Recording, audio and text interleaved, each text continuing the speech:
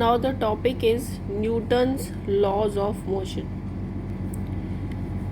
Newton studied the ideas of Galileo regarding the motion of an object. He formulated three fundamental laws that govern the motion of object. These three laws are known as Newton's laws of motion.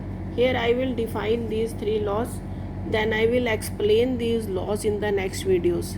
The Newton's first law of motion, the statement of the Newton's first law of motion is, an object will continue to remain in its state of rest or in uniform motion along a straight line or path unless an external force acts on it.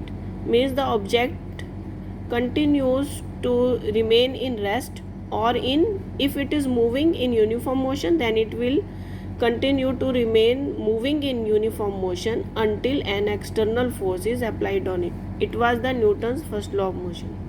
Then the second one is the rate of change of momentum of an object. Momentum is mass into velocity. The rate of change of momentum of an object is proportional to the applied external force and takes place in direction in which external force acts. It is about the momentum. The second law is about the momentum.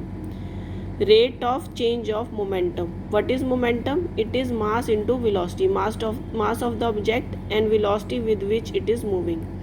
The rate of change of momentum. Rate means divided by time.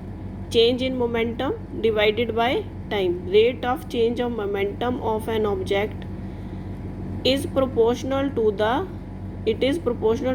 applied external force. It is proportional to the force that is applied on the object and takes place in direction, and this rate of change of momentum takes place in direction in which external force applied. The third Newton's law of motion is the action and reaction forces are equal in magnitude. Whenever there is an action force, then one reaction force is also produced, and these are always same in magnitude and opposite in direction. They still do not cancel each other because these two forces act upon different objects. Still do not cancel each other's effect